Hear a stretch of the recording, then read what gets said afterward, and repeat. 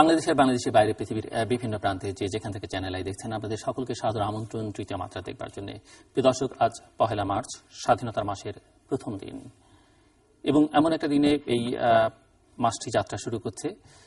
প্রায় 2 মাস হতে চলল, গোটা দেশ জুড়ে চলছে বিরোধী রাজনৈতিক পক্ষের অবরোধের কর্মসূচি এবং সেই সঙ্গে নিয়মিত বিরতিতে হরতাল। আজকেও হরতালের মধ্যে দেশ, এবং আমরা সবাই জানি যে কোন পরিস্থিতিতে এই আন্দোলনের ঘোষণা এবং আন্দোলনের নামে এখন যে সহিংসতা নাশকতা হচ্ছে, তাতে ইতিমধ্যেই জীবন দিয়েছেন প্রায় শখানেক মানুষ, অগ্নিদগ্ধ হয়ে জীবন দিয়েছেন, এবং প্রচুর গাড়ি পড়েছে। পাশাপাশি বিচার বহির্ভূত হত্যাকাণ্ডের ঘটনাও ঘটেছে, সেই সংখ্যাটাও খুব একটা কম নয়।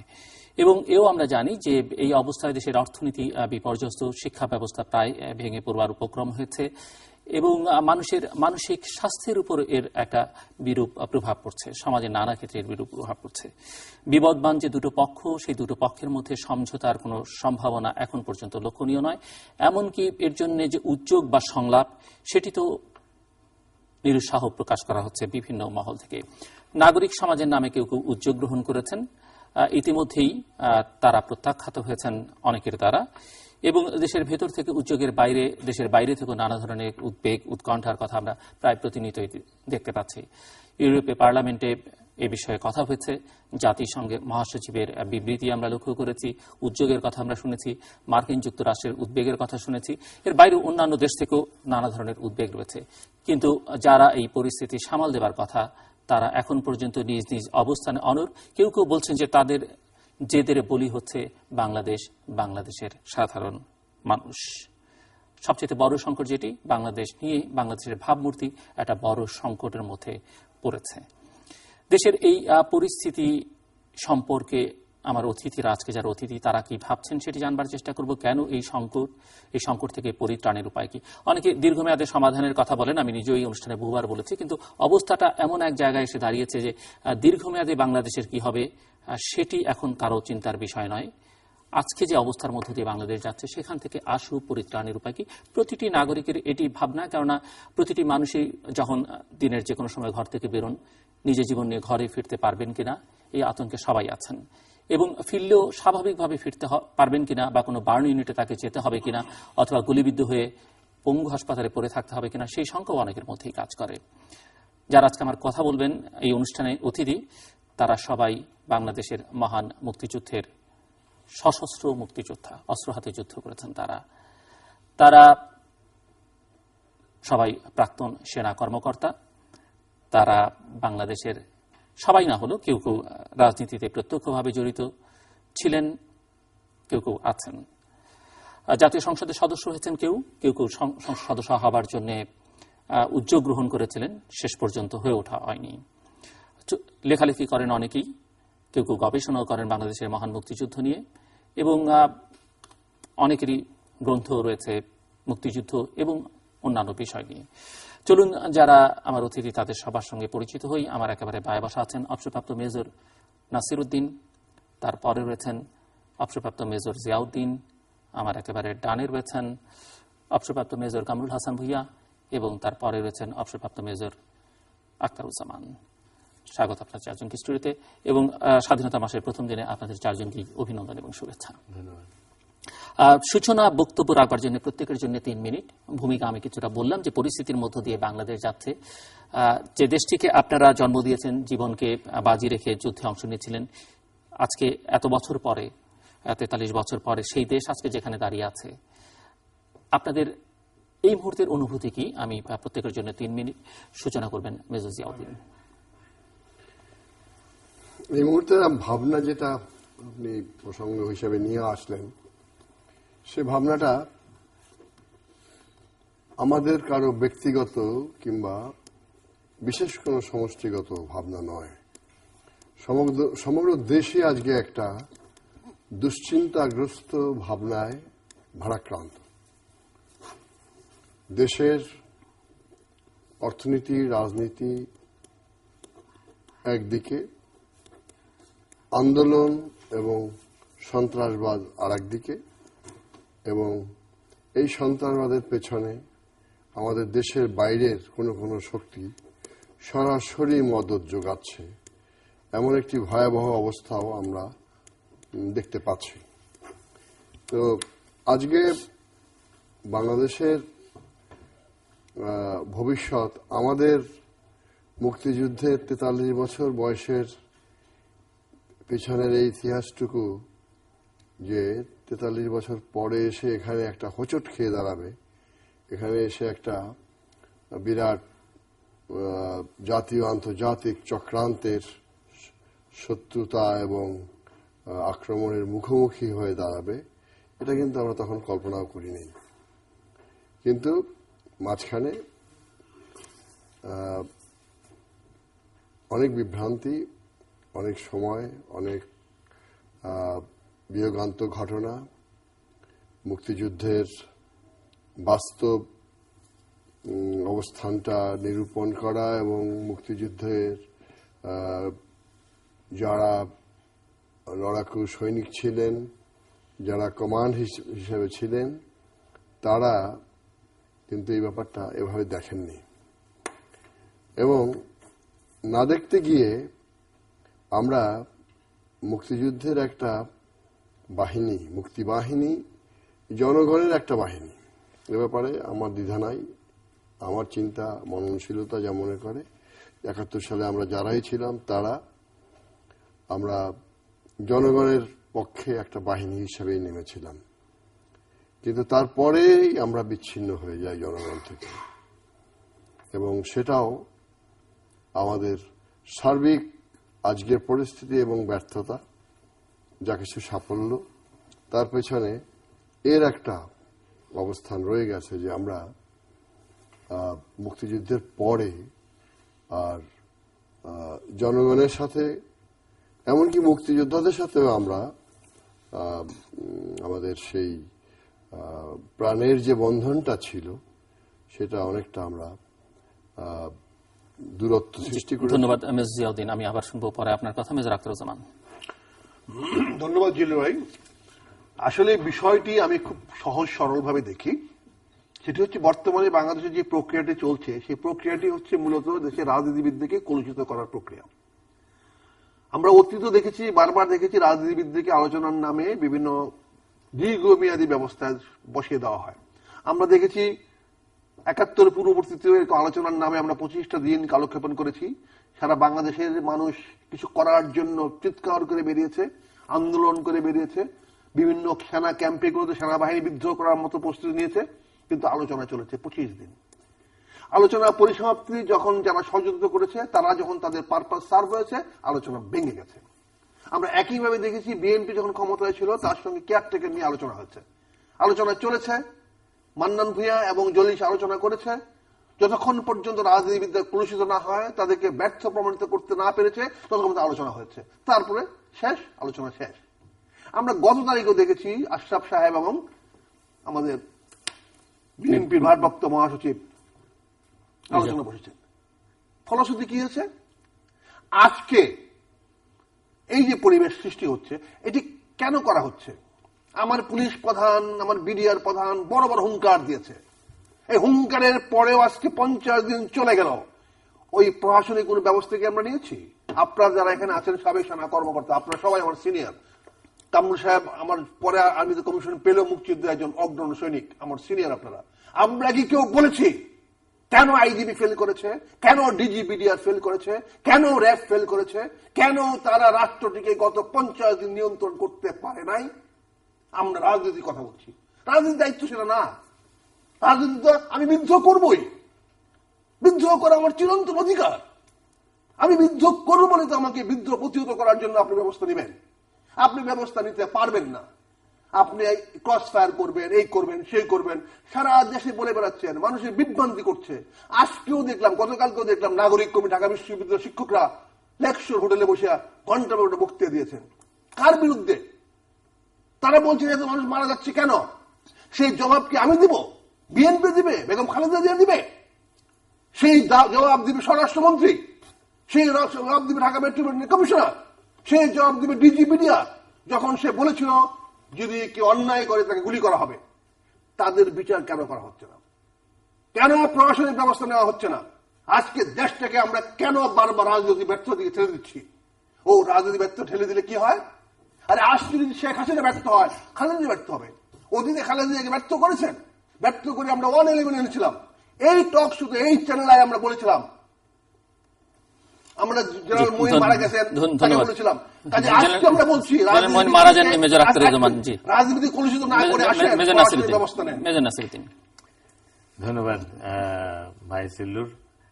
আসলে আমার প্রথম প্রশ্ন আপনাকে, যে এখানে আমরা প্রাণ খুলে কথা বলতে পারবো কিনা। ঠিক এখানে বসে কিছুদিন আগে আমাদের খুব প্রথিতযশা একজন সাংবাদিক মতিউর রহমান চৌধুরী, আমরা একসাথে দীর্ঘদিন লেখালেখি করেছি, ওনাকে ওনার মানব জমিন প্রকাশনা জন্মদিনে ওনাকে একটা প্রশ্ন জিজ্ঞাসা করা হয়েছিল যে আপনি একটা শেষ কথা বলুন। তো উনি বললেন কি আমি বলতে পারবো? তারপরে বললাম বলুন না। তখন উনি বলল যে প্রাণ খুলে দুটো কথা বলতে চাই, মন খুলে দুটো লিখতে চাই, কিন্তু পারছি না। আসলে আমরা পুরো জাতি, আমরা কেন যেন আমরা একটা বন্দি দশার মধ্যে আছি। আমি মেজর নাসির, আমি আগে কথা বলতাম, রাজনীতি করতাম, এখন আমি করি না। এই জন্য করি না যে আমি কথা বলতে গেলেই আমার বিরুদ্ধে নিষেধাজ্ঞা জারি করা হয়, আমার বিরুদ্ধে সরকারিভাবে প্রজ্ঞাপন জারি করা হয়। আমি বিতর্কিত এবং আমি অবাঞ্ছিত। আমি দেশের মুক্তিযুদ্ধে অংশ নিয়েছি। আমি 1975 সালে সংবিধান রক্ষার জন্য খন্দকার মুশতাককে ক্ষমতাচ্যুত করেছি। দেশের প্রতিটি গণতান্ত্রিক আন্দোলনে নেতৃত্ব দিয়েছি। তারপরেও আমি বিতর্কিত, তারপরে আমি অবাঞ্ছিত। বারবার আমাকে শোনানো হয় যে আমাকে ফাঁসির আদেশ দেওয়া হয়েছে, কিন্তু আমার বিরুদ্ধে কোনো এফআইআর হলো না, আমার বিরুদ্ধে কোনো চার্জশিট হলো না, আমার বিরুদ্ধে কোনো হিয়ারিং পর্যন্ত হলো না, কিন্তু বারবার শোনানো হচ্ছে যে আমাকে ফাঁসির আদেশ দেওয়া হয়েছে। এই জন্য বলছি যে আমি প্রাণ খুলে দুটো কথা বলতে পারবো কিনা এখানে আমি জানি না। না, আমার ফেট ওরকম হবে যেরকম হয়েছে মাহমুদুর রহমান মান্নার। আমি মান্নার প্রসঙ্গে আসছি এই জন্যে, আমি মান্নাকে আমি চিনি না, আমি তাকে কোনোদিন দেখিনি সামনাসামনি, তার সাথে কথাও বলিনি। তার নাম আমি পত্রিকাতে পড়েছি, তাকে টেলিভিশনে দেখেছি। সে টেলিফোনে কথা বলেছে বলে, আপত্তিকর কথা বলেছে বলে তাকে গ্রেফতার করা হয়েছে। আমার একটা প্রশ্ন আছে, মাহমুদুর রহমান মান্নার মতো একজন সিজন পলিটিশিয়ান, একজন প্রথিতযশা, একজন স্টুডেন্ট লিডার, একজন জ্ঞানী মানুষ, উনি টেলিফোনে উনি আপত্তিকর কথা বলবে, এটা আমার কাছে হজম করা খুব কষ্টের। এক। দুই নম্বর হচ্ছে, এদেশে মিথ্যাচার একটি চিরন্তন একটা জিনিস। এদেশে সবকিছুই একটা মোটিভেটেড ওয়েতে জনগণের সামনে উপস্থাপন করা হয়। আমি বিশ্বাস করতে চাই না যে মাহমুদুর রহমান মান্না আপত্তিকর কিছু বলেছেন। তারপরেও যদি তিনি আপত্তিকর কিছু বলে থাকেন, অবশ্যই দেশের প্রচলিত আইনে তার বিচার হবে। আবার শুনবো আপনার কথা, মেজর কামাল হাসান ভূঁইয়া। বাংলাদেশ বর্তমানে কোথায় দাঁড়িয়ে আছে এটা সম্বন্ধে ইংরেজিতে একটা কথা বলে, if you don't grow you grow smaller. তুমি যদি না আগাও তাহলে তুমি পিছিয়ে পড়বে। আমাদের স্বাধীনতার 43-44 বছর হয়ে গেল, আমরা এগিয়েছি কতটুকু, নাকি আমরা বাস্তবিক অর্থে ওই জায়গায় দাঁড়িয়ে আছি, না পিছিয়ে যাচ্ছি? আমার তো মনে হয় আমরা পিছিয়ে গেছি অনেক। দেশ যে অবস্থায় বর্তমানে আজকে যেভাবে আছে, তার জন্য দায়ী কে, দোষী কে, সে আলোচনা এবং সেটা বলার জন্য আমি কোনো রাষ্ট্রবিজ্ঞানী নই। তবে দেশ কিভাবে চলছে, একটা শিশু যে স্কুলে যায় সে স্কুলে যেতে পারছে না, যে চাকরি করে সে চাকরি করতে পারছে না, হরতাল অবরোধ যে কোনো কারণে। সরকারি দলের কতটুকু দায়, কতটুকু দায়িত্ব, কতটুকু দোষ, বিরোধী দলের কতটুকু, সেই আলোচনায় আমি আবারও বলতে যাচ্ছি না। কিন্তু দেশ ভালো নেই। আমরা একটা ভালো দেশে থাকবার প্রয়াস আমাদের ছিল, আমাদের উদ্দেশ্য ছিল একটা ভালো দেশে থাকবার। আমরা সবাই মিলে একত্রে থাকবো। আমরা দরিদ্র হতে পারি, আমার সমস্যা যতই কম হোক, যতই বেশি হোক, আমরা একসাথে থাকবো। আমাদের সীমাবদ্ধতা প্রচুর, কিন্তু তারপরেও আমি 1993 সালে সিঙ্গাপুরের ছাঙ্গি বিমানবন্দরে ইমিগ্রেশনে দাঁড়িয়ে আছি। আমার সামনে একজন লম্বা সাদা চামড়া ভদ্রলোক, ইমিগ্রেশন অফিসার, খুব কম বয়সী, বোধহয় পাসপোর্ট দেখে কিছু বলেছে যে এই পাসপোর্টটা কোন দেশের, এবং সেই বুড়ো ভদ্রলোক সে চিৎকার করছেন, বিদেশে কেউ উচ্চস্বরে কথা বলে না, উচ্চকিত কণ্ঠস্বরে আমরা কান পেতে শুনলাম। সে বলছে যে পৃথিবীর যে সবচেয়ে সুন্দর যে দেশটা তার নাম হাঙ্গেরি, আর তুমি বলছো তুমি হাঙ্গেরি চেনো না। আমরা এখন বর্তমানে বাংলাদেশে, আমি কয়েকদিন আগে মাসখানেক দেশের বাইরে ছিলাম, মাথা নিচু করে চলেছি। বাংলাদেশের কথাটা বলতে পারিনি বারবার যে আমি বাংলাদেশ থেকে এসেছি, আমার দেশ বাংলাদেশ। সেই ৭১-এর যে ঐক্য আমি বারবার বলতে চাই যে আমার সেই যেমন সহমর্মিতা ছিল আমাদের মধ্যে, আমরা যুদ্ধ করেছি, আমাদের জন্য যারা নিরীহ মানুষ প্রাণ দিতে চেয়েছিল, আমাদেরকে আশ্রয় দিয়েছিল, আমাদের সমস্ত সাহায্য সহযোগিতা করেছিল, যেমন ঐক্য ছিল। আমরা যুদ্ধে গেছি, যে বাড়ি থেকে সারা রাত তারা আমাদের জন্য জেগেছিল, মেয়েরা সারা রাত জায়নামাজে আমাদের জন্য নফল নামাজ পড়েছে। তেমন যে স্বাধীনতার প্রতি, দেশের প্রতি যে মমত্ববোধ, দেশপ্রেমটা তো একটা চিন্ময়ী জিনিস, এটা তো মৃন্ময়ী কিছু না যে একে দেখানো যাবে। আমি ভারতের বিভিন্ন রাষ্ট্রে গিয়েছি, সেখানে গাড়ির পিছনে, বাসের পিছনে লেখা মেরা ভারত মহান, এবং সেইখানে অরুণাচল, হিমাচল, ওরা জানেও না দিল্লি কোথায় এবং দিল্লিতে কি আছে, বম্বেতে কি হচ্ছে তারা জানেও না। কিন্তু তারা, আমি ভারতের দৃষ্টান্ত দিচ্ছি না, আমি চাচ্ছি মেজর ভুইয়া আবার শুনবো আপনার কথা পরে। আমি আবার মেজর নাসিরের কাছেই যাচ্ছি, আপনাকে থামিয়ে দিয়েছিলাম। আপনি যেটি এখন এই পর্যায়ে জানবার যে সংকটটি এখন বাংলাদেশে আছে, খানিকটা সংকট একভাবে চিহ্নিত করবার চেষ্টা করেছেন মেজর জিয়াউদ্দিন, সেটির সঙ্গে আপনারা একমত কি একমত না সেটি অন্য প্রশ্ন। কিন্তু আমি যেটি জানতে চাইছি আপনার কাছে যে এই সংকটটিকে আপনি কিভাবে দেখেন, আদৌ সংকট মনে করেন কিনা, কারণ বাংলাদেশে অনেকে এটিকে সংকট মনেও করেন না, এবং এই সংকটের উৎস আসলে কোথায় বলে আপনি মনে করেন? মেজর নাসিরউদ্দিন। ধন্যবাদ। আসলে যারা দেশের এই সংকটকে সংকট মনে করেন না তারা বাস্তববাদী নন। আসলে আমাদের দেশ ভালো নেই, আমাদের এই দেশ কাঙ্ক্ষিত বাংলাদেশ একেবারেই ভালো নেই। আমি একটা ছোট্ট পরিসংখ্যান দিচ্ছি। গত ১.৫ মাসে আমাদের আর্থিক ক্ষতির পরিমাণ ১,২৫,০০০ কোটি টাকা। এই দরিদ্রের দেশের জন্য এটা একটা বিরাট একটা ড্রেন। গত ১.৫ মাসে মোট নিহতের সংখ্যা ১৩৯ জন, তার মধ্যে শুধু ক্রসফায়ারে নিহতের সংখ্যা আজকে নিয়ে ৩২ জন, পেট্রোল বোমায় নিহতের সংখ্যা ৫৭ জন। ২০০১ সাল থেকে এক দশকে বাংলাদেশে বিনা বিচারে নিহতের সংখ্যা ১,০০০-এরও বেশি, গুম হয়েছে কয়েকশো। কেবল ২০১৪ সালের জানুয়ারি থেকে ২০১৪ সালের অক্টোবর পর্যন্ত গুমের সংখ্যা ১৬২। সুতরাং আপনারা যদি এই পরিসংখ্যানটা দেখেন, তাহলে কেউ যদি বলে যে বাংলাদেশ ভালো আছে, তাহলে আমি বলতে হয় যে আসলে যিনি বলেন তিনি বাস্তববাদী না। বাংলাদেশ একটি ভয়ের, একটা ভীতির দেশ হয়ে গেছে, একটা ভয়ের মেঘমালার দেশে, কালো মেঘের নিচে বাস করছে বাংলাদেশ। আমরা একটা আলোকিত বাংলাদেশের স্বপ্ন দেখেছিলাম, আমরা সবাই এখানে মুক্তিযোদ্ধা। আমরা মুক্তিযুদ্ধ করেছিলাম, কেন মুক্তিযুদ্ধ করেছিলাম? মুক্তিযুদ্ধ করেছিলাম for establishing the rule of law. আমরা মুক্তিযুদ্ধ করেছিলাম বঞ্চনার বিরুদ্ধে, মুক্তিযুদ্ধ করেছিলাম বৈষম্যের বিরুদ্ধে, মুক্তিযুদ্ধ করেছিলাম গণতন্ত্রের জন্য, আলোকিত গণতন্ত্র। সারা বিশ্বে গণতন্ত্র, আমাদের আলোকিত গণতন্ত্র আলো ছড়াবে। আমরা গত ৪৩ বছর ডিরেক্ট অন্ধকার ছড়িয়েছি, দুর্নীতিতে প্রথম হয়েছি, ব্যভিচারে প্রথম হয়েছি, গুমে প্রথম হয়েছি, ক্রসফায়ারে প্রথম হয়েছি। এই হলো আমাদের বাংলাদেশের চিত্র। যদি ১৯৭১ সালে কোনোভাবে বুঝতাম যে আমার সোনার বাংলা, এই সোনার বাংলা হবে ৪৩ বছর পরে, তাহলে আমি আপনাকে একেবারে অকপটে বলছি, আমি মুক্তিযুদ্ধ করেছি, আমি মুক্তিযুদ্ধ করতাম না। রাজাকার হতাম কিনা জানি না, তবে মুক্তিযুদ্ধ করতাম না, এটা শিওর। ধন্যবাদ। আমার স্যার মেজর নাসির স্যার যেটা বললেন, আমি হতাশায় বলবো না ফ্রাস্ট্রেশনে বলবো না কিসে বলবো, এই চিত্রটা তো বাংলাদেশে আমরা সবাই জানি। তার জন্য দায়ী কে? আমি কি দায়ী? আপনি কি দায়ী? আসেন না, যে দায়ী তার দিকে আঙ্গুল তুলে বলি, ইউ, বিকজ অফ ইউ আজকে বাংলাদেশের চিত্র। আসেন না বলি এই ৩২ জন ক্রসফায়ারের জন্য তুমি দায়ী, তোমার রাজনৈতিক পদক্ষেপ দায়ী। আসেন না বলি এই পেট্রোল বোমার জন্য you mister Nasir is responsible. আসেন না বলি গলা কাটা যাবে, ফাঁসি হবে, হোক না ফাঁসি।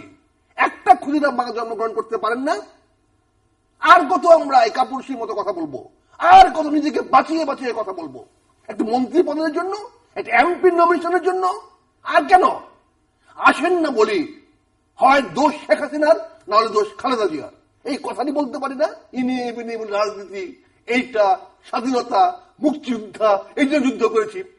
আমরা যুদ্ধ করেছিলাম কি আমি রাজা হওয়ার জন্য? যাকে রাজা হওয়ার জন্য যুদ্ধ করেছিলাম তাকে রাজা বানিয়েছিলাম। তার পরিণতি কি হয়েছিল? সেই পরিণতি আপনি বলছেন। খন্দকার মুস্তাক, যাকে আপনি বলেছেন ক্ষমতাচ্যুত করেছেন, সেই খন্দকার মুস্তাক আপনার মুক্তিযুদ্ধের ফরেন মিনিস্টার ছিল। সেই খন্দকার মুস্তাক সারা পৃথিবীতে ঘুরে বেড়েছ আপনার মুক্তিযুদ্ধকে সারা পৃথিবী জানানোর জন্য। কিন্তু ভাগ্য নির্মম পরিহাস, সে ষড়যন্ত্র করে বাংলাদেশকে ডুবিয়ে গেছে। তাকে আপনাকে হত্যা করতে হয়েছে, তাকে ক্ষমতাচ্যুত করতে হয়েছে, তাই আপনাকে ফাঁসির আসামি আজকে বলা হয়। কাজে আমি বলছি, আসেন না, এই 4 জন মেজর আছে। ওই দিন দেখলাম 4 জন লোক, চিন্তা করেন যারা মুক্তিযুদ্ধের বেনিফিশিয়ারি, যারা সারা 43টা বছর ধরে দেশে শোষণ করে খাচ্ছে, সে বলে কি চোকরা মেজর। কত বড় সাহস তার! কেন বলছে? যেহেতু আমরা সবাই ইউনাইটেড না, আমরা ঐক্যবদ্ধ না। আজকে আমাদের দুর্ভাগ্য, আপনি যুদ্ধ করেছেন, আর যে যুদ্ধের সময় হোসেন মোহাম্মদ এরশাদ রংপুরে এসে বেরিয়ে গেছে, সে আপনার মুক্তিযুদ্ধের সেনাবাহিনী সেনার প্রধান হয়েছে। কার ব্যর্থতা? যার ব্যর্থতার নাম বলতে পারি না আমরা, কারণ সে আমার নেতা। সেই দেশে 9টি বছর শাসন করেছে। হোসেন মোহাম্মদ এরশাদকে 9 বছর শাসন করার ক্ষমতা কে দিয়েছিল? আমি, আপনারা দিয়েছি। কোন একটি মুক্তিযুদ্ধ তো বলি নাই যে অন্তত এই দেশে আমি বাঁচবো, নাহলে তুমি বাঁচবে। তোমার জন্য বাংলাদেশ স্বাধীন করিনি আমরা। আজকে শেখ হাসিনা রাজত্ব করতেছে, আসেন না তাকে বলি আমরা, এনাফ ইজ এনাফ। আমাদেরকে আজকে পরিষ্কার ভাষায় বলতে হবে, either you are good or you are bad. মাঝামাঝি কথা বলে লাভ নাই। আমি আমার নেত্রীকে সবকিছু ভালো বলবো, তাহলে গত 20 বছর বাংলাদেশ আগায় নাই কেন? আমরা শাসন করেছি গত 2 টার্ম, তাহলে বাংলাদেশ কেন আগায় নাই? এই প্রশ্ন জবাব দিতে হবে আমাদেরকে। মেজর আক্তার ভালোই বলেছেন, উনি ভালো সুবক্তা বটে। উনি এখানে ক্ষুদিরামদের খুঁজছেন নিজেকে বাদ দিয়ে। আমি তো বলি না সে সমস্যা, আমি তো বলছি আমি তো না। না, আপনি কেন একজন ক্ষুদিরাম সৃষ্টি হচ্ছেন, তাই না? নিজেকে বাদ দিয়ে অবশ্য কথাটা বলেন, কারণ নিজে ক্ষুদিরাম হওয়ার মতো সাহস আর বোধহয় এখন আর সঞ্চিত নেই। বাংলাদেশের রাজনৈতিক অঙ্গনে স্পষ্ট কথা বলার সুনাম মেজর আক্তারের আছে, কিন্তু দেখা যায় সাফারও করেছেন, যে সাফারও করেছে অনেক, কিন্তু আসল কথা বলার সময় উনি কিন্তু নিশ্চুপ হয়ে থাকেন। আসল কথাটা কি? আসল কথাটা যেমন তার নেতার কথাই উনি বললেন না, বললেন আমার নেতা, কাজে আমি তার নাম বলবো না। এটা বললাম তো, আমি তো ইন্ডিকেশন দিলাম, সেটাই তো বললাম। এই যে আমাদের আপোষকামী আমাদের অবস্থা, যেই আপোষকামী অবস্থা, সেখানে আন্তর্জাতিকভাবে আমরা কোথায় আছি এটাও একটা বড় প্রশ্ন। আমি আর আপনি আপনার স্ত্রী আমাদের ভাবি, কিংবা আমি আমার স্ত্রী, আমরা নিজেদের ঘরের মধ্যে বসে যদি বাদশা আর মহারানী সাজি, তাতে খুব লাভ নেই। It's a global affair. Zillur ভাই একটা লেখায় দেখতেছিলাম, উনি লিখছিলেন, গ্লোবাল শব্দটা ব্যবহার করেছেন। তো politics is a global affair. আজকে রাজনীতি বাংলাদেশের, আপনি খালেদা জিয়াকে দায়ী করবেন না, আমি শেখ হাসিনাকে দায়ী করব না, এভাবে একটা বিভাজন আছে। এই বিভাজন থাকার মধ্যে কোনো ভুল নেই, কিন্তু সমস্যাটা হচ্ছে যে আপনার যে পড়শি, আপনার ঘনিষ্ঠ যারা ছিলেন কিংবা আছেন, আপনার যারা বন্ধু ছিলেন শত্রু হয়ে গেছেন, তাদের আজকে অবস্থানটা আপনার পলিটিক্সকে ডিটারমিন করছে। আমি দেখাতে পারি, আমি সাথে করে নিয়ে এসেছি, ছোট্ট ব্যাপার, ছোট্ট নিউজ। আইএসআই মদদ দিচ্ছে বিএনপি জোটের নাশকতায়। আইএসআই হচ্ছে পাকিস্তান গোয়েন্দা সংস্থার কথা। এখানে যে রেফারেন্স গুলো এসছে, যে কেউ পড়লেই বুঝবে যে কথাগুলো সব সত্য। যাকে ধরা হয়েছে আসাম সিলেট বর্ডারে, সে 8টা বোমা তার সাথে ছিল, এবং এই বোমাগুলোকে এত উন্নতকৃত কৌশল দিয়ে তৈরি করা হয়েছে যে প্রত্যেকটা বোমার মারণ ক্ষমতা 1000-এর উপরে মানুষ। এই বোমাগুলো তার কাছে পাওয়া গেছে। মেজরজি, আপনি মনে করছেন যে আপনি যেদিকে ইঙ্গিত করছেন বা আলোচনাটা যেখানে নিচ্ছেন মূল সংকটের কারণ সেখানে নিহিত? হ্যাঁ, আর একটু ডিটেইল আপনার কাছ থেকে আমি পরে শুনি। কামরুল হাসান ভূঁইয়া। না, আমার বক্তব্য তো খুব স্পষ্ট। সেখানে হচ্ছে যে যারা আজকে এই রাজনৈতিক সংকট সৃষ্টি করার জন্য দায়ী, যারা ক্ষমতায় আছেন বা ক্ষমতায় যাওয়ার জন্য চেষ্টা করছেন, তাদের তো এটুকু বুঝতে হবে যে দেশটা তো তাদের নয়, দেশটা তো আমাদের সবার। এবং আমরা যে যে ভিন্ন ভিন্ন তাঁবুতে থাকার অধিকার আমাদের আছেই, কিন্তু সামিয়ানাটা হতে হবে এক। কেননা বাংলাদেশটা তো আমাদের সবার। বাংলাদেশটাকে ভেঙে ফেলবেন, আপনি চলন্ত ট্রেন ফেলে দিবেন, তার মধ্যে কে আছে কোনো বিবেচনায় দিবেন না। একটা চলন্ত গাড়িতে শিশু, বৃদ্ধ, রুগ্ন, নারী, বৃদ্ধ কে আছে কোনো বিবেচনায় দিবেন না, জ্বালিয়ে মারবেন। সেদিন আমার বারবার চুল কাটছে, যোগেশ আমাকে বলছে কথায় কথায়, কোনো কাউকে আঘাত দেওয়ার জন্য না, বলে স্যার এতদিন মনে করতাম যে আমরা হিন্দুরা মরা পড়াই, এখন তো দেখছি আপনারা মুসলমানরা জেতা পড়ান। কথাটা সত্য, আমি কষ্ট পেলাম, কিন্তু কোনো সাম্প্রদায়িক উদ্দেশ্য নিয়ে সে আমাকে বলেনি। আমার মতো বোধ হয় তারও কষ্ট লাগে, সবারই কষ্ট লাগে। একটা জ্যান্ত মানুষ পুড়ে মরতে কত কষ্ট লাগে, যার 70% শরীর পুড়ে গেছে, যে শিশুটি মরে গেল, পুড়ে অঙ্গার হয়ে গেল। আমি যদি ভাবতে পারি আমার নাতিটা যদি এরকম হতো, আমি কিভাবে বেঁচে থাকতাম, তারপরও আমি কল্পনায় আনতে পারি না। কাজেই আজকে যারা এটা করছেন, তারা এক ধরনের অ্যাডভেঞ্চার হিসাবে হয়তো করছে। আজকে বোধহয় টেলিভিশনে দেখলাম 15-16 বছরের একটা ছেলে নাকি একটা পেট্রোল বোমা মেরেছে, যার মধ্যে একজন মারা গেছে, কয়েকজন গুরুতর সংকটাপন্ন অবস্থায় আছেন। তো 15-16 বছরের ছেলে দেশের রাজনীতি, তার ভবিষ্যৎ, তার সমাধান সম্বন্ধে কি বুঝে? কেউ না কেউ তাকে পয়সা দিয়েছে, লেলিয়ে দিয়েছে, বুঝিয়েছে।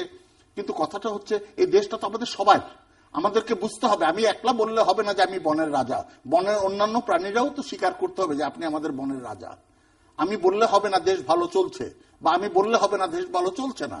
আসলে কি চলছে? আজকে ছোট শিশু যে স্কুলে যায় সেও জানে, যে ব্যবসা করে সেও জানে, যে চাকরি করে সে জানে, প্রত্যেকটা নাগরিক, নারীরা জানে, সবাই জানে যে তার কি অসুবিধা হচ্ছে জীবনযাপনে। দ্রব্যমূল্য জানে, কৃষক জানে, তার মালামাল চলছে না। কাজে দেশ ভালো নেই, এই জিনিসটা উপলব্ধি করে সেই প্রয়াস গ্রহণ তাদেরকে অবশ্যই করতে হবে। কেননা আগামী 20 বছর পরে হয়তো এই যে রাজনৈতিক দলগুলো আছে হয়তো থাকবে না, আমরা হয়তো অন্য মাত্রায় চলে যাব, কিন্তু তারা ইতিহাসের কাছে আজীবন দায়ী থেকে থাকবেন যে দেশকে কি ক্ষতি তারা করে গেছেন। আমি একজন মুক্তিযোদ্ধা হিসাবে আমি সেই অবিমিশ্র দিগন্তের দিকে তাকিয়ে থাকতে চাই। ধন্যবাদ। মেজর জিয়াউদ্দিন, থামিয়ে দিয়েছিলাম। জি, থামিয়ে দিয়েছিলেন। আমি যেটা বলেছি তার ব্যাপারটা আবার সংক্ষেপে নিয়ে আসতে চাই এইভাবে, রিপিট না করে আপনি প্রসিড করেন। যে আমাদের দেশের রাজনীতি, আমাদের রাজনৈতিক নেতৃত্ব কিংবা দলগুলো নিয়ন্ত্রণ খুবই কম করছে। এটা বাইরে থেকেই নিয়ন্ত্রিত হচ্ছে বেশি, এবং সে কারণেই মোস্টলি আপনি মনে করেন যে পাকিস্তান থেকে বা আইএসআই এর ভূমিকা এখানে মুখ্য, এবং বহু ক্ষেত্রেই পাওয়া গেছে তাদের অবস্থান। এবং তারা নিয়ন্ত্রণ করে, মানে কি তারা ডমিনেট করে না কিছু অংশ নিয়ন্ত্রণ করে? এই সন্ত্রাসী গ্রুপটাকে তারা ডমিনেট করে। সন্ত্রাসী গ্রুপটাকে, সন্ত্রাসী গ্রুপটা এখন যেটি যারা আছে, এরা কি মানে অনেক বেশি শক্তিশালী আমাদের স্টেট অর্গানগুলোর থেকে বা রাষ্ট্রযন্ত্রের থেকে? মোটেই নয়। আচ্ছা, কিন্তু তারা তো গেরিলা যুদ্ধের একটা অঘোষিত কৌশল আমাদের উপর চাপিয়ে দিয়েছে। এই যে মানুষকে পুড়িয়ে মারার কথা মেজর আক্তার বললেন, সমগ্র জাতি, বাংলাদেশ স্বাধীন হয়েছে তো সেখানে গেরিলা যুদ্ধের একটা বড় ভূমিকা ছিল তো। হ্যাঁ, গেরিলা যুদ্ধের ভূমিকা ছিল, মানে গেরিলা যুদ্ধের ভূমিকা অস্বীকার করা যাবে না। কিন্তু গেরিলা যুদ্ধ যদি মানুষের বিরুদ্ধে হয় সেটাকে গেরিলা যুদ্ধ বলা হয় না। এই যুদ্ধটা কৌশল গেরিলার, কিন্তু বাঙালি জনতার পক্ষে নয়, বাংলাদেশের পক্ষে নয়।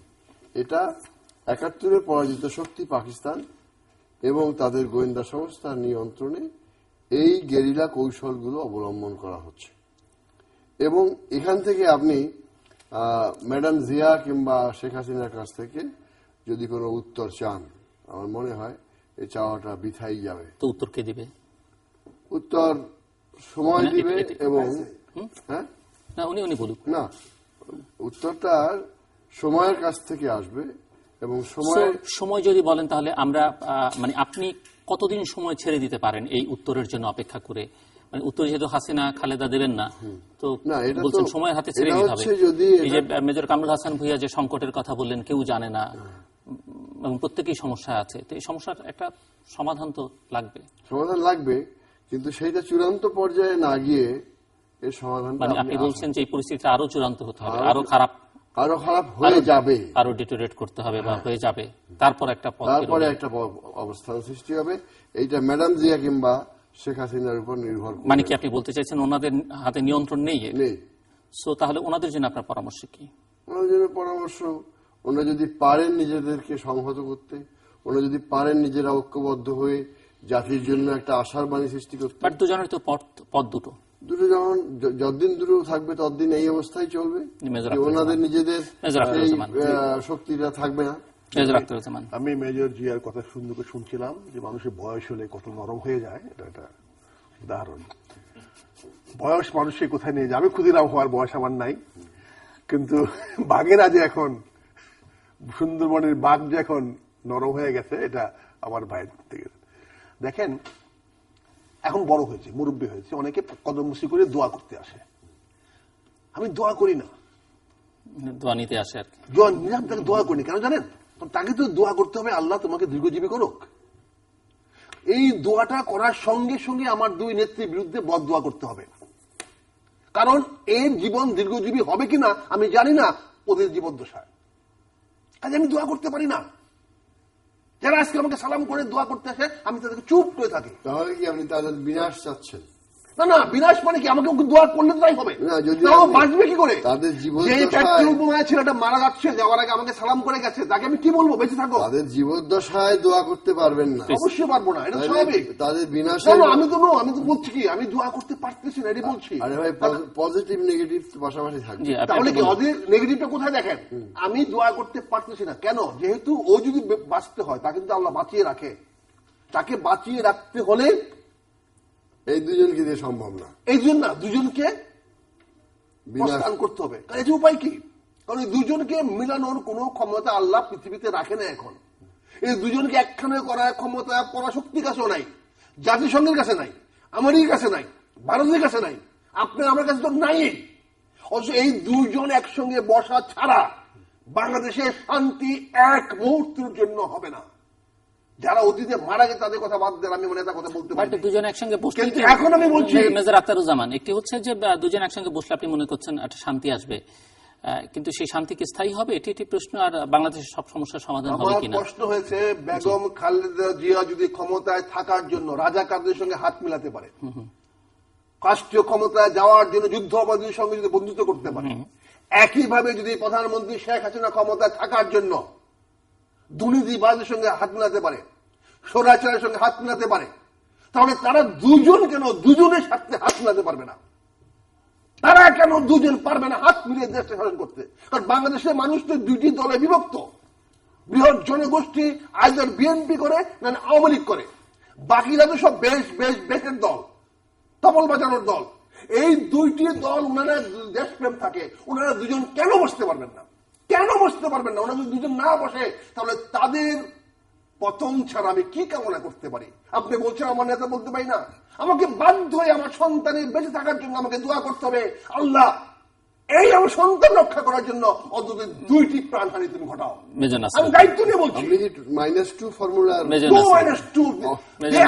-2 মিলতে হবে, তাদের দুজনকে মিলতে হবে, মিলে দেশ শাসন করতে হবে। ধন্যবাদ। তাদেরকে পৃথিবী থেকে প্রস্থান করতে হবে। আমার ফাঁসি দিলে দেন, আমি রাজি ফাঁসির জন্য। আসলে আমরা সবাই এখানে মুক্তিযোদ্ধা।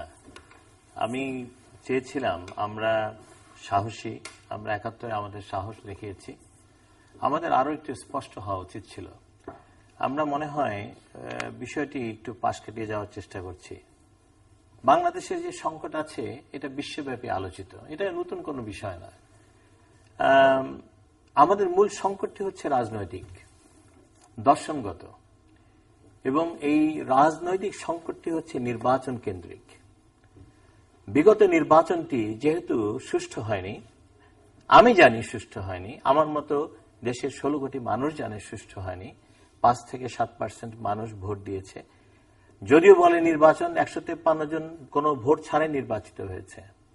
সুতরাং এখানে যদি আমরা সবাই বসে দেশের মানুষ ঐক্যবদ্ধভাবে যদি আমরা চিৎকার করে বলি যে দেশে একটি নির্বাচন, সুষ্ঠু নির্বাচন হোক এবং একটি তত্ত্বাবধায়ক সরকার বা এই ধরনের একটি সরকার অধীনে একটি নির্বাচন হোক, তাহলে এই সংকট থেকে আমরা উত্তরণ সম্ভব। আমরা যদি মনে করি যে না, দেশটি আমাদের পৈতৃক সম্পত্তি, দেশটি আমাদের তালুকদারি, ক্ষমতায় থাকার অধিকার শুধু আমাদেরই আছে এবং অন্য কেউ ক্ষমতায় আসতে পারবে না, তাহলে এই সংকটের সমাধান নেই, আসলে নেই। আসলে এই প্রক্রিয়ার মধ্য দিয়ে যেটা হয়েছে, আমাদের এই দেশটিকে একটি ব্যর্থ রাষ্ট্রে পরিণত করা হয়েছে, রাষ্ট্রকে ব্যর্থ করে তোলা হয়েছে। আতঙ্কে এখন এমনই চরমে যে সবকিছুতে ভয়, ঘরে থাকবো ভয়, রাস্তায় বেরোবো ভয়, নদীর পাড়ে দাঁড়াবো ভয়, মেঘের দিকে তাকাবো ভয়, কথা বলবো ভয়, পুলিশ ভয়, র্যাব ভয়, আর্মি ভয়, বন্ধুরা ভয়, আমলারা ভয়, রাজনীতিবিদরা ভয়, রাজনীতিবিদদের গুন্ডারা ভয়। আমরা যাব কোথায়? এটা একটা ভয়ের দেশে পরিণত হয়েছে। এখান থেকে আমরা পরিত্রাণ চাই, আমরা মুক্তি চাই। আসুন আমরা এই কথাগুলো বলি যে এই ভয়ের দেশ থেকে, এই ভয় পরিবেশ থেকে আমরা মুক্তি চাই। আমরা সুচ্চারিত কণ্ঠে এটা উচ্চারণ করি, আমরা সাহসী দেশের প্রতিটি মানুষকে আমরা বলি যে আমরা এর থেকে পরিত্রাণ চাই, এর থেকে মুক্তি চাই, আমরা একটি গণতন্ত্র চাই, আমরা একটি সুন্দর নির্বাচন চাই, আমরা একটি তত্ত্বাবধায়ক সরকার হোক বা একটি নিরপেক্ষ সরকার হোক, একটি নির্বাচন চাই এবং নির্বাচনের মধ্য দিয়ে এই দেশের সমস্ত সংকট নিরসন হবে, এটা আমার বিশ্বাস। ধন্যবাদ। কামরুল হাসান ভূঁইয়া, আমরা এতক্ষণ যে আলাপ করলাম বা বিভিন্ন টক শোতে, বিভিন্ন টেলিভিশনে বা পত্রপত্রিকায় উপসম্পাদকীয়তে, সম্পাদকীয়তে যারা লিখছেন, সুশীল সমাজের সদস্যরা, বিভিন্ন পেশাজীবীরা, সবাই তো চাচ্ছে দেশে শান্তি আসুক, দেশটা এগিয়ে যাক। সবাই তো, পৃথিবীর সব দেশ এগিয়ে যাচ্ছে, আমরা কেন পিছিয়ে যাচ্ছি? সবাই তো শান্তি চাচ্ছে, কিন্তু যারা যেভাবে করলে দেশে শান্তি আসবে তারা সেভাবে করছেন না, তারা কর্ণপাতও করছেন না। তারা বলছেন হয় তুমি আমার, নহলে তুমি আমার বিরুদ্ধে। অর্থাৎ ত্রুটি, সবাই তাদেরকে প্রশংসা করতে হবে। তো তাহলে তো আর হবে না। আমরা দুই নেত্রী একসাথে বসলেই যে সমাধান হচ্ছে তা না। সহযোগিতার মনোভাব নিয়ে, সাহায্য করার মনোভাব নিয়ে, সমস্যার সমাধান করার মনোভাব নিয়ে দুইজনে একসাথে বসতে হবে। তারা কি তার জন্য তৈরি? তারা কি তাতে কর্ণপাত করছেন? সবাই তো আবেদন করছি, আমরা শান্তি চাই। আমরা যে বারবার বলছি যে দেশ স্বাধীন করার জন্য যুদ্ধ করলাম, এবং তখন আমরা তখন ভাবছি কি ভাবি না সেটা তো আলাদা কথা। বিকজ তখনকার যে আবহ ছিল, তখন পাকিস্তানিদের সাথে সহাবস্থান সম্ভব ছিল না। আমাদের যুদ্ধ করার, আমার নিজের দেশ স্বাধীন করব তার জন্য আমি যুদ্ধ করব না, আমার যুদ্ধ করার সময় তখন, তা তো হয় না। আমরা করেছি, কিন্তু এই জন্য না যে এক শ্রেণীর, এক গোত্রের মানুষ, কিছু লোক তারা সুবিধা ভোগী হবেন এবং সুবিধা বঞ্চিতদেরকে তারা আরো সুবিধা বঞ্চিত করবেন, তাদেরকে এইভাবে শাস্তি ভোগ করতে হবে এবং তারা আজীবন ক্ষমতায় থাকবেন। কেন থাকবেন না? বারবার কেন নির্বাচিত, পরপর নির্বাচিত হবেন না? আমরা তো তা চাচ্ছি না, কিন্তু না চাইলেও যারা চাইলে হয় তারা তো সেটা বুঝছেন না। আমাদের বিনীত অনুরোধ যে আপনারা সবাই মনে করছেন যে যার যার অবস্থানে থেকে আপনি ঠিক আছেন, আসলে আপনারা কেউই ঠিক নাই। আপনাদের কোথায় সংহত হতে হবে, কোথায় সংযত হতে হবে, কোথায় সহযোগিতা করতে হবে, অনুগ্রহ করে সেটা, সেই প্রতীতি যেন আপনাদের মধ্যে জন্মায়। আপনারা যেন একে অপরকে সাহায্য করার জন্য, সহযোগিতার জন্য দেশবাসীর প্রতি তাকান। যে জনগণ নিয়ে আপনারা রাজনীতি করেন বলে দাবি করেন, সেই জনগণের স্বার্থের প্রতি তাকান, তাহলে দেশের সমস্যার সমাধান হবে। ধন্যবাদ। সো এখন যেটি দাঁড়ালো সেটি হচ্ছে যে মেজর আখতারুজ্জামান মনে করেন যে দুই নেত্রীকে বসতে হবে অথবা বিদায় নিতে হবে। একটু কঠিন ভাষায় বলেছেন, অতটা কঠিন হওয়া বোধ হয় ঠিক হয়নি, বাট বিদায় নিতে হবে, এটি তিনি মনে করেন। আপনি যেটিকে বলেছেন minus two formula. Major Nasiruddin মনে করেন যে সংকটটা মূল, এখনকার যে সংকট থেকে আশু পরিত্রাণ জরুরি। তিনি মনে করেন যে সংকটটা 5ই জানুয়ারি নির্বাচনের মধ্যে, কাজে একটি গ্রহণযোগ্য অংশগ্রহণমূলক নির্বাচন সবার আগে নিশ্চিত করতে হবে, তাহলে এই সংকটের সমাধান।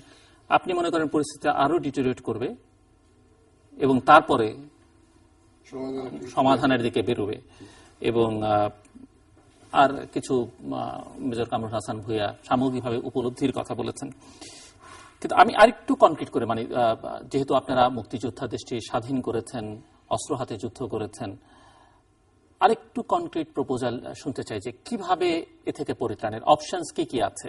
যেমন যদি ওনারা না বসেন, বিদায় তো ওনাদেরকে তো পৃথিবী থেকে বিদায় করতে পারবে না, এটি কোনো স্বাভাবিক মানুষের প্রার্থনা হতে পারে না, আকাঙ্ক্ষা হতে পারে না, তাই না?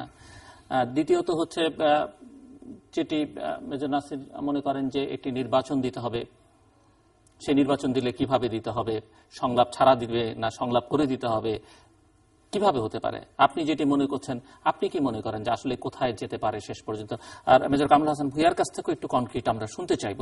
সো চেষ্টা করব এটি শেষ রাউন্ড, যদি মেজর কামরুল হাসান ভূঁইয়া শুরু করেন। জি, 3 মিনিট আপনার জন্য সময়।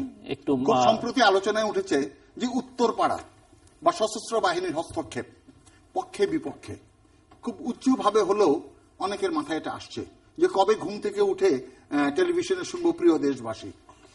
না শুধু তাই না, আসলে এরকম একটা অবস্থায় কিন্তু যে কোনো মানুষই, মানে অধিকাংশ মানুষ কিন্তু মানে যে কোনো আশ্রয় খোঁজে, কুটো কিছু একটা পেয়ে ধরেই কিন্তু এটা বাঁধবার চেষ্টা করে। আপনারা আমাদের চেয়ে অনেক ভালো জানেন, যার জন্য আমার চিন্তা। দীর্ঘদিন সেনাবাহিনীতে চাকরি করেছি, এই সামরিক শাসনের সাথে সম্পৃক্ত ছিলাম। তখন বয়স কম ছিল, অভিজ্ঞতা কম ছিল। এখন বৃদ্ধি পাওয়াতে উপলব্ধিতেও কিছু পরিবর্তন এসেছে। এখন বলি যে যেই সংকট, রাজনৈতিক সংকটগুলো রাজনৈতিক দল এবং নেতারা তৈরি করবেন, তার সমাধান উত্তরপাড়া থেকে কেন আশা করছেন? এবং উত্তরপাড়াতে কে বসে আছে এবং সমাধানের ট্রে নিয়ে আপনাদেরকে এসে সমাধান দিয়ে যাবে? এবং আমি এটা খুব জোর দিয়েই বলতে চাই যে সামরিক বাহিনীকে এসে সমস্যার সমাধান করতে হবে, এটা যারা কল্পনা করেন তারা অনুগ্রহ করে এই কল্পনাটা বাদ দেন। কেননা যতবার সামরিক বাহিনী এসেছে, সামরিক বাহিনী নিজে ক্ষতিগ্রস্ত হয়েছে, দেশের রাজনীতিকে ক্ষতিগ্রস্ত করেছে। কাজে সামরিক বাহিনী এটার কোনো সমাধান হতে পারে না। শেষ কথা বলতে চাই যে যেই রাজনৈতিক সংকট দেখা দিয়েছে, অবশ্যই রাজনীতিবিদদের তা করতে হবে। আমরা যা দেখছি এখন, মন্ত্রী সাহেব টেলিভিশনে বলছেন যে অমুককে দেখা মাত্র গুলি করেন। আমরা তো সারা জীবন শিখে এসেছি যে সেনাবাহিনী যখন ইন এইড অফ সিভিল পাওয়ার যায়, তখন একজন ম্যাজিস্ট্রেট থাকে। ম্যাজিস্ট্রেট একটা ফর্ম থাকে BAFD 908, সেটার মধ্যে সই করেন গুলি করার অনুমতি দেওয়ার জন্য, তারপরে গুলি করি। টেলিভিশনে মন্ত্রী গুলি করতে বলবেন, পুলিশ গুলি করবে, তাহলে তো আইন যে যার হাতে তুলে নিলেন। কোথায় স্বরাষ্ট্রমন্ত্রী, কোথায় পুলিশ কোড, কোথায় পুলিশ অ্যাক্ট? তাহলে তো আপনি পুলিশকে চালাচ্ছেন। তো সবাই যদি তাই করতে থাকি, তাহলে দেশে একটা গৃহযুদ্ধের দিকে অনিবার্য হয়ে যাবে। আমরা কি সেটা চাই? আমরা চাই একটা নিয়মতান্ত্রিক দেশ। আমরা ধীরে হলেও আমরা আগাবো, আমরা সমস্যার সমাধান করব। এর জন্য অবশ্যই যারা সংশ্লিষ্ট তাদেরকে একসাথে বসতে হবে সমস্যার সমাধান। এর সাথে এটাও বলতে চাই, যারা 71-এ মুক্তিযুদ্ধের প্রত্যক্ষ পরোক্ষ বিরোধিতা করেছে, এমনকি যেসব সরকারি আমলারা চাকরি করেছে 71-এ, চাকরি করার মাধ্যমে পাকিস্তানকে অখণ্ড রাখায় সাহায্য করেছে, তাদের সবারই বিচার হওয়া উচিত। এবং সেটা বাংলাদেশ দণ্ডবিধি, বাংলাদেশ পেনাল কোড দিয়ে যেরকম এখন আজ পর্যন্ত বিচার হয়েছে তা না করে, দ্বিতীয় বিশ্বযুদ্ধের পরে যেমন স্পেশাল ট্রাইব্যুনাল করে বিচার হয়েছে, তাদেরকে তাড়াতাড়ি করে বিচার করে তাদেরকে শাস্তি প্রদান করা উচিত। আসলে আমরা 16 কোটি মানুষ, আমরা ভেসে বেড়াচ্ছি। আমরা সাগরেও ভেসে বেড়াচ্ছি বলতে পারেন, একটা বিশাল দিঘিতে ভেসে বেড়াচ্ছি এটাও বলতে পারেন। আমরা একটা অবলম্বন খুঁজছি, একটা আশ্রয় খুঁজছি, একটা খড়কুটো খুঁজছি। এখন আমরা অনেকে মনে করি, আমি প্রায় কথা বলি বন্ধুদের সাথে, শরীরদের সাথে কথা বলি যে সংকট থেকে উত্তরণের পথ কি। অনেকে বলেন সেনাবাহিনী, অনেকে বলেন রাজনৈতিক মীমাংসা। আমি ব্যক্তিগত আন্তর্জাতিক হস্তক্ষেপ, অনেকে বলেন আন্তর্জাতিক হস্তক্ষেপ, জাতিসংঘ ইত্যাদি ইত্যাদি। আমি ব্যক্তিগতভাবে মনে করি, আমি অনেক সেনা হস্তক্ষেপ দেখেছি, আমি নিজেও সেনা হস্তক্ষেপের মধ্যে ছিলাম, জড়িত ছিলাম। আসলে সেনাবাহিনী দেশের রাজনৈতিক সমস্যার সমাধান দিতে পারেন, এটা আমি বিশ্বাস করি। দেশের রাজনৈতিক সমস্যার সমাধান রাজনীতিবিদদেরকেই দিতে হবে। আজকে যে সমস্যার উদ্ভব হয়েছে, মেজর কামরুল ঠিকই বলেছেন, এটা রাজনীতিবিদদের উদ্ভাবিত সমস্যা। আমরা যদি নির্বাচনটা ঠিক মতো করতাম, আমরা একবার প্রয়োজনে বলবো যে না, আমরা ত্রয়োদশ সংশোধনী চাই। আমি ত্রয়োদশ সংশোধনীর জন্য 95-96-তে আমি আন্দোলন করেছি, দুর্বার আন্দোলন করেছি। হ্যাঁ, অনেক ট্রাক জ্বালিয়েছি, বাস জ্বালিয়েছি। I did it. আমি একে প্রকাশ্যে স্বীকার করছি। আজকে একই ঘটনা ঘটছে, সেই ত্রয়োদশ সংশোধনের জন্য হচ্ছে। আজকে যখন ত্রয়োদশ সংশোধনের প্রয়োজন শেষ হয়েছে, এখন আর তার প্রয়োজন নাই, এখন দলীয় সরকার অধীনে নির্বাচন হবে। এটা ঠিক না। আমি মনে করি এটা একচেটিয়া এক পেশে। আমাদেরকে একটা জনগণের কাছে গ্রহণযোগ্য একটা ফর্মুলা উদ্ভাবন করতে হবে এবং সেই ফর্মুলাতে যত তাড়াতাড়ি সম্ভব একটি নির্বাচন দিতে হবে, যে নির্বাচনে সকল দল অংশগ্রহণ করবে এবং এই নির্বাচনের মধ্যেই নিহিত রয়েছে বাংলাদেশের সকল সমস্যার সমাধান। আমি আগেই বলেছিলাম, শুরু করেছিলাম, আমরা সবাই মুক্তিযোদ্ধা। আমরা মুক্তিযুদ্ধ করেছিলাম বৈষম্যের বিরুদ্ধে, বঞ্চনার বিরুদ্ধে। আমরা আলোকিত বাংলাদেশের স্বপ্ন দেখেছিলাম। বঙ্গবন্ধু আমাদেরকে স্বপ্ন দেখিয়েছিলেন সোনার বাংলা, আলোকিত বাংলা, আলোকিত গণতন্ত্র। আসলে আমরা আলোকিত বাংলাদেশ চাই, আলোকিত গণতন্ত্র চাই। আমাদের গণতন্ত্রের আলো যেন সারা বিশ্বে ছড়িয়ে পড়ে, এটাই আমাদের কাম্য। ধন্যবাদ। বন্ধু কামরুলকে বলছি, আমাদের বয়স কিন্তু কারো 25 উপরে ছিল না যখন আমরা 71 যুদ্ধে গিয়েছিলাম। বাংলাদেশে তখন মুক্তিযুদ্ধের বয়স, গড় বয়স বোধ ছিল 20-এর নিচে। আজকে যারা আন্দোলনে জড়িত, কত ছিল মেজর কামরুল হাসান ভূঁইয়া? আমার 19 না, আমি বলছি গড় বয়স 20-এর নিচেই হবে। 20-এর নিচেই হবে, সব 20-এর নিচে। মুক্তিযুদ্ধের গড় বয়স 20-এর নিচে ছিল। আজকে এই 16 কোটি মানুষের মধ্যে গড় 20-এর নিচের সংখ্যা বোধ হয় তৎকালীন 7 কোটির চেয়ে কম। যাই হোক, আমি যে কথাটা বলার চেষ্টা করছি সেটা হচ্ছে শেল্টার দিয়েছিল আমাদেরকে মুক্তিযুদ্ধে যখন আমরা গেরিলা যুদ্ধ করেছিলাম। আজকে কিন্তু বিএনপির নেতা কর্মীদেরকে সারা বাংলাদেশের মানুষ শেল্টার দিচ্ছে। আপনি জানেন কিনা জানি না, বাস্তব সত্য হলো বিএনপির কোন নেতা কর্মী আজকে ঘরে ঘুমাতে পারে না। পুলিশ অত্যাচার, বিভিন্ন বাহিনীর অত্যাচার এবং অনেক অত্যাচারের কারণে তারা কেউ ঘরে ঘুমাতে পারে না। গ্রেফতার ভয়ে তারা বাড়ি থেকে বাড়ি ঘুরে বেড়াচ্ছে। তাদেরকে শেল্টার দিচ্ছে দেশের মানুষ। তার মানে জনগণ তাদের সঙ্গে আছে। আমি যে কথাটা বলতে চাচ্ছি, এই বিএনপির আন্দোলনের সঙ্গে জনগণ আছে। তবে জনগণ চায় না, আপনি যে কথা বলেন নির্বাচনটা যেটা, সেটা আন্ডু করতে চাচ্ছে না। এখানে সমস্যাটা। এই যে জনগণকে যে কোনো ভাবে হোক, জনগণ কিন্তু 5 জানুয়ারি নির্বাচনটা মেনে নিয়েছে।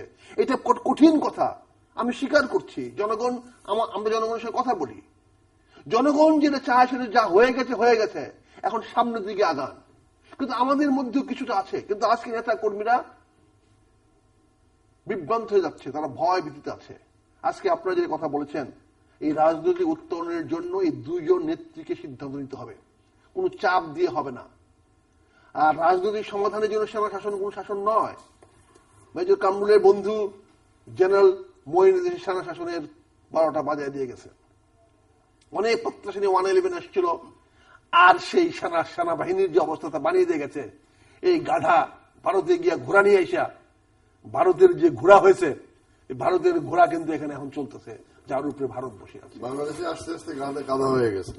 বাংলাদেশে গাধা হয় না, কিন্তু ঘোড়াগুলোর উপরে শোয়ার আপনার ভারতীয় বন্ধু, যার নামটা আপনি নেন না, পাকিস্তানের নামটা আপনি নেন, কিন্তু ভারতীয় বন্ধুরা সেই শোয়ার। মমতা দিদি এসা কোন টকবগায় গেছেন, বুঝছেন না? একজন মুখ্যমন্ত্রী আমাদের দেশের প্রধানমন্ত্রীকে বলে দিদি প্রকাশ্যে।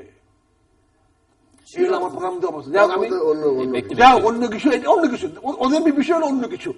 আইএসএস হলে সেটা আলোচনা করতে পারি, আর ওদের বিষয়টা হলো অন্য কিছু, কারণ ওরা তো আমাদের দাদা বড়। ঠিক আছে, যে কথাটা বলছি পরিসমাপ্তি বলছি, এই কথাটা বাংলাদেশের বর্তমান এই চলমান সমস্যা, জনগণের দুঃখ দুর্দশা বিভ্রান্তি সবকিছু সম্ভব প্রধানমন্ত্রী ইনিশিয়েটিভ নিতে হবে। প্রধানমন্ত্রী অনেক আপোষ করেছেন। 75 পূর্বে যারা বঙ্গবন্ধুর চামড়া দিয়ে ডুগডুগি বাজে দিয়েছিল, তাদেরকে বড় বড় মন্ত্রী বানিয়েছেন। আমরা যদি বলেন, নাম দিয়ে বলতে পারি কারে কারে বানিয়েছেন। আপনি সাধারণ একজন মন্ত্রী, যার জাহাজ ডুবে যায়, তার ব্যবস্থা নেন না, মন্ত্রী হয়ে মানুষকে হুমকি দেয়। আপনি আপোষ করতেছেন ক্ষমতা থাকার জন্য। মাননীয় প্রধানমন্ত্রী শেখ হাসিনার কাছে অনুরোধ করতেছি, করজোড়ে অনুরোধ করতেছি, মান অভিমান আপনাকে মানায় না। আপনি রাষ্ট্রের দায়িত্ব, আমি আপনাকে অনুরোধ করেছিলাম, আমি মাননীয় প্রধানমন্ত্রী অনুরোধ করেছি, দায়িত্ব আপনি নিয়েছেন, এই রাষ্ট্রটি আপনাকে আমরা দায়িত্ব দিয়েছি, আপনি আরো 4 বছর চালান। খালেদা জিয়াকে হাতে ধরবেন না ঘাড়ে ধরবেন আপনার বিষয়, কিন্তু তাকে মানাতে হবে। কিভাবে মানাবেন সেটা আপনার দায়িত্ব।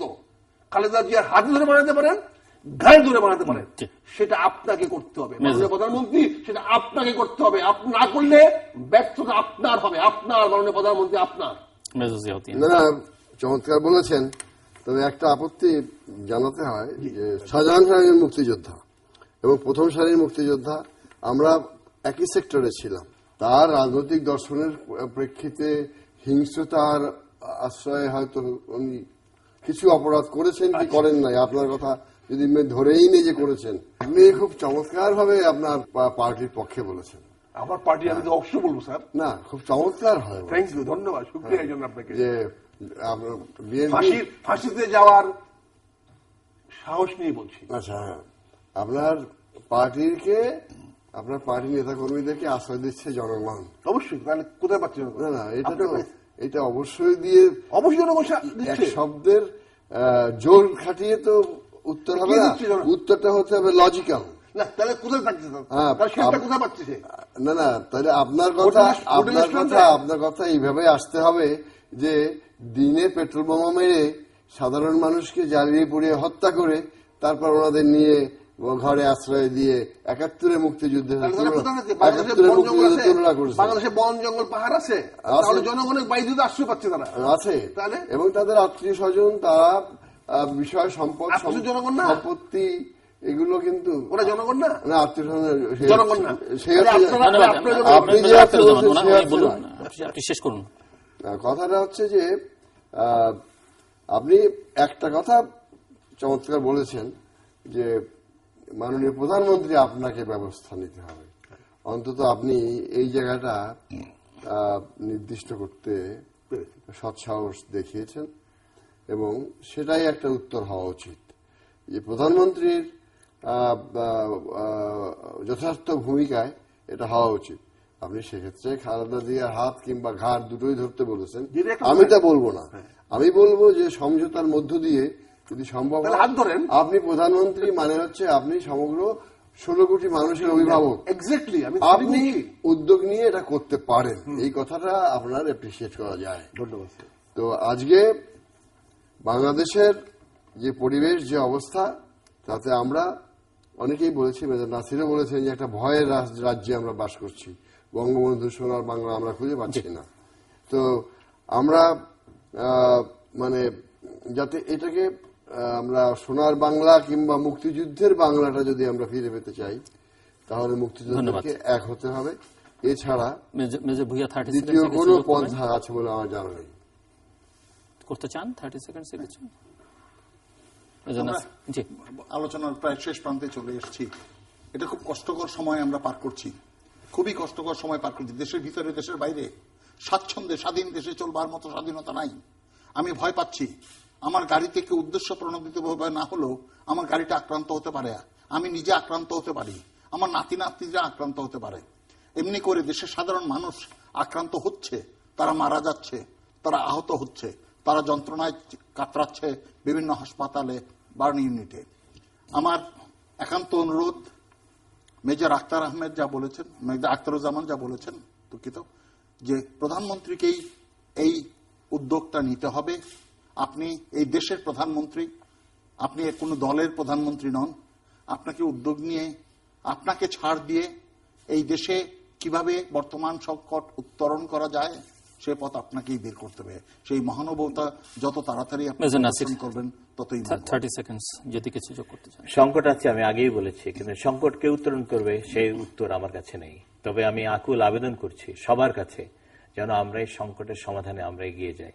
আমি স্বাধীনতা চাই, আমি বাক স্বাধীনতা চাই, আমি গুম হত্যা রাজনীতি বন্ধ চাই, আমি আলোকিত বাংলাদেশ দেখতে চাই, আমি আলোকিত গণতন্ত্র দেখতে চাই, যে গণতন্ত্রের জন্য, যে আলোকিত বাংলাদেশের জন্য আমি যুদ্ধ করেছিলাম, আমি সেই স্বপ্নটিকে বাস্তবায়িত দেখতে চাই। ধন্যবাদ। আপনি 30 সেকেন্ডে একটি কথা, মেজর নাসির যেটা বলেছেন আমরা সেটা চাই এবং সেটার দায়িত্ব আমরা মাননীয় প্রধানমন্ত্রী দিয়েছি। অনেক ধন্যবাদ। আমার জীবনের বিনিময়েও যদি সেই শান্তি আপনার রক্ষা করতে পারেন, সেই আলোকিত বাংলাদেশ করতে পারেন, আমি নিজেকে ধন্য মনে করব। আজকের আলোচনা কিংবা আজকের চলমান বাংলাদেশের গভীরতম সংকটটি হচ্ছে পেট্রোল বোমায় মানুষ জ্বালিয়ে মারা। আমি অনুরোধ করব দেশের মধ্যে যারা এটা করাচ্ছেন, দেশের বাইরের নিয়ন্ত্রণ রাখেন কি রাখেন না জানি না, দেশের মধ্যে যারা করাচ্ছেন তাদের কাছে করজোড়ে অনুরোধ যে অন্তত আপনারা এই পেট্রোল বোমা আর বোমাবাজিটা বন্ধ করে বিরোধী রাজনীতির, হরতালের, অবরোধের অন্যান্য অনেক কৌশল আছে, সেগুলো অবলম্বন করুন। এই সাধারণ মানুষকে ধন্যবাদ। এইভাবে পুড়িয়ে মারার কোন যুক্তি আছে বলে আমি মনে করি না।